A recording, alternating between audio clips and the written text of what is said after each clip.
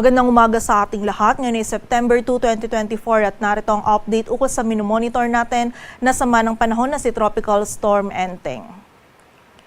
Bahagyang nag-intensify pa at bumagal din ng kilos ni Bagyong Enteng habang binabaybay pa rin ito yung karagatan silangan ng Bicol Region at hulitong namataan sa coastal waters ng Binzons, Camarines Norte. Taglay na nito yung lakas ng hangin na 75 km per hour malapit sa sentro at bugso ng hangin na umaabot sa 90 km per hour. Ito ay kumikilos pakanluran, hilagang kanluran sa bilis na 10 km per hour at sa kasalukuyan ay patuloy pa rin itong nagdudulot ng halos tuloy-tuloy ng mga malalakas na pagulan dito sa area ng Bicol Region maging sa bahagi din ng Quezon. And also ngayong araw, magdudulot din ito ng mga malalakas na pagulan at hangin dito rin sa area ng ilang areas pa ng Central Luzon at Southern Luzon maging dito rin sa bahagi ng Metro Manila. Samantala, ang southwest monsoon o habagat naman ay patuloy na umiiral dito naman sa kanlurang bahagi ng Southern Luzon at Visayas kung saan meron din po itong mga dalang pagulan dito sa kanluran ng Central at Southern Luzon, maging sa kanlurang bahagi din ng Western Visayas. So pag-iingat pa rin po para sa ating mga kababayan sa banta ng mga pagbaha at pagguho ng lupa. At ayon nga sa ating latest forecast track analysis ni Bagyong Enteng, generally ito ay kikilos pahilagang kanluran in the next 24 hours at posible po itong maglandfall dito sa May Isabela, Cagayan area ngayong hapon o gabi. At kapag nga po nagkaroon ng mas westward or mas pakanluran na kilos itong si Bagyong Enteng, ay hindi rin natin nirule out yung possibility na ito ay maglandfall dito sa may northern portion ng Aurora. Samantala, bukas naman po ng umaga, si Bagyong Enteng ay kikilos naman pakanluran, hilagang kanluran at posible din po itong maglandfall dito naman sa Batanes Island area or sa Babuyan Islands area kung saan nakita nga po natin na kapag binaybay nito ni Bagyong Enteng ang Luzon Strait, possible po yan bukas hanggang sa Wednesday ay babagal po ang pagkilos nito habang ito ay unti-unting nag-i-intensify pa. And also, nakita po natin ay kikilos naman po ito ng west-northwestward habang bumibilis na yung pagkilos nito palabas naman ng ating area of responsibility by Wednesday evening or Thursday early morning. At dahil nga po nakita natin na meron tayong developing ridge of high pressure area sa hilaga nito ni Bagyong Enteng, hindi po natin inaalis yung possibility na mas magkaroon po tayo ng westward shift or mas maging pakanluran yung kilos ni Bagyong Enteng kung saan kapag po naging mas pakanluran yung kilos nito is magdudulot po ito ng mas maraming amount ng rainfall dito sa mainland Luzon. And para naman po sa ating forecast intensity, hanggang Tuesday ay mananatiling tropical storm category si Bagyong Enteng and by Wednesday naman ay mag-intensify ito into a severe tropical storm. Samantala, by Thursday or Friday naman kung saan nasa labas na ito ng ating area of responsibility, ay posible din po itong mag-reach ng typhoon category. At dahil nga po nasa karagatan pa itong si Bagyong Enteng ay hindi pa rin po natin inaalis yung posibilidad ng further intensification dahil nga po sa favorable conditions. At muli po, ayon nga dito sa ating latest forecast track analysis, generally si Bagyong Enteng ay kikilos pa northwestward at maaari po itong gigilid dito sa may east po na sa karagatan silangan ng Luzon or posible din naman po itong maglandfall dito sa may Isabela, Cagayan area or kapag kikilos po ito ng mas pakanluran pa dito sa may northern portion ng Aurora kung saan either sa scenarios po natin kung ito man ay maglandfall dito sa may east ng northern Luzon or lumapit lamang dito sa may landmass sa silangan ng Luzon is hindi po natin or makakaranas pa rin po tayo noon ng mga malalakas na pagulan and hangin sa malaking area po ng mainland Luzon. So continuous monitoring po tayo at patuloy po na magantabay sa updates na ipapalabas ng Pag-asa. Samantala, mapapansin din po natin itong areas under yellow circle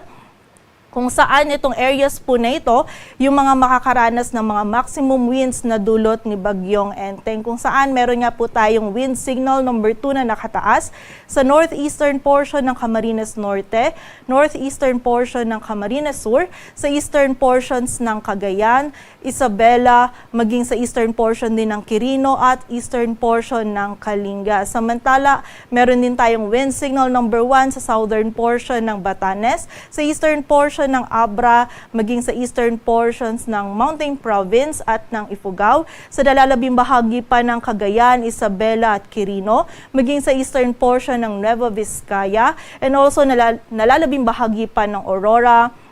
sa eastern portion ng Nueva Ecija, eastern portions ng Bulacan, maging sa silangang bahagi din po ng Rizal at Laguna. And also, meron din po tayong nakataas na wind signal number 1 sa northern and southern portions ng Quezon, maging sa bahagi din ng Marinduque, rest of Camarines Provinces, Albay, Sorsogon, Catanduanes, maging sa northern portion ng Masbate, kasama na dyan yung Ticao at Burias Islands. Kung saan yung mga areas na nabanggit nga po natin na ito, as makakaranas po sila ng mga malalakas na hangin na dulot ni Bagyong Enteng, at posible po ito magdulot ng mga damages, lalong-lalo na sa mga structures na gawa sa light material. So pag-ingat po para sa ating mga kababayan.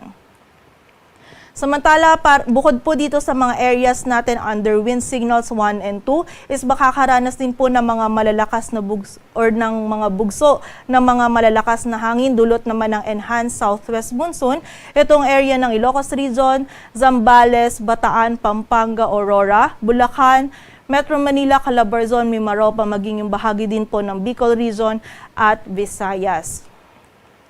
At para naman po sa mga pag-ulan na dulot ni Bagyong Enteng at ng southwest monsoon, sa kasalukuyan nga po habang binabaybay pa rin ni Bagyong Enteng yung karagatan, silangan po ng southern Luzon, is makakaranas nga po tayo ng mga malalakas na pag-ulan sa Camarines Provinces, Albay, Polillo Islands, maging sa southern portion ng mainland Quezon. Samantala, meron din po tayong heavy to intense na mararanasan ng mga pag-ulan sa Aurora, sa nalalabing bahagi pa ng Quezon, sa Catanduanes, maging sa bahagi din ng Masbate at Sorsogon. Samantala, meron din po tayong mga malalakas na pag-ulan sa Isabela, Quirino, Bulacan, Metro Manila, rest of Calabarzon, Marinduque at Romblon, dulot nga po yan ni Bagyong Enteng. Samantala, ang habagat naman po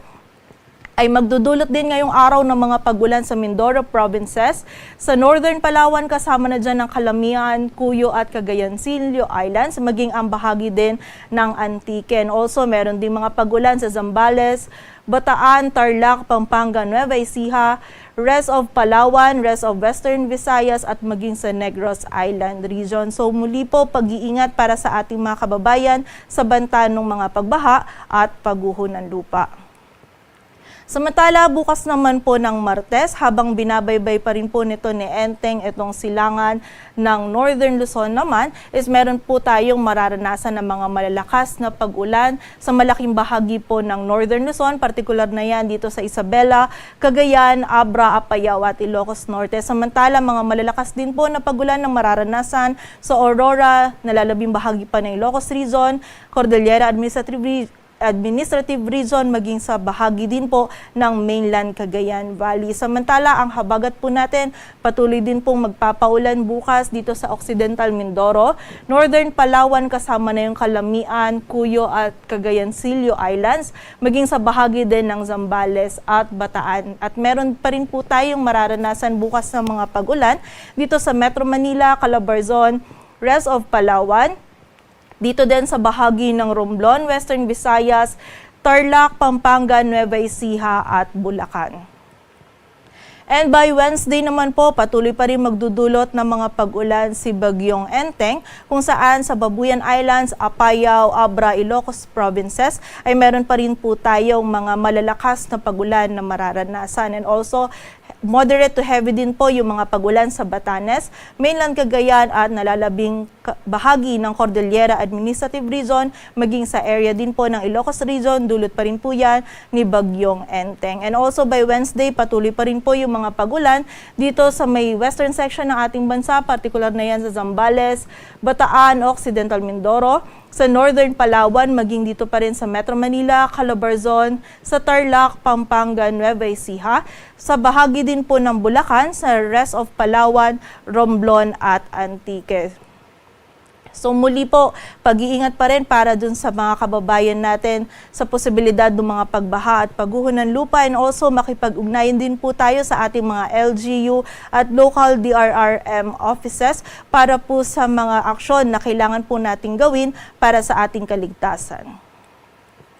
At sa kasalukuyan naman po para sa lagay ng dagat baybayin ng ating bansa, meron po tayong nakataas na gale warning sa mga dagat baybayin niyan ng eastern coast ng Cagayan, Isabela, Aurora, sa bahagi din ng Sorsogon, Albay, Catanduanes, Camarines Provinces, maging sa Quezon, kasama na dyan ang Polillo Islands, kung saan hindi po natin pinapayagang pumalaot yung mga kababayan nating mga isda, pati na rin yung may mga maliliit na sasakyang pandagat. And also makakaranas naman po ng katamtaman hanggang sa maalon na lagay ng karagatan itong northern seaboard ng Northern Luzon, western seaboard ng Central Luzon, maging yung western seaboard ng Southern Luzon at seaboards ng Western Visayas, kung saan pag-iingat pa rin po para sa mga kababayan natin na maglalayag sa areas na yan.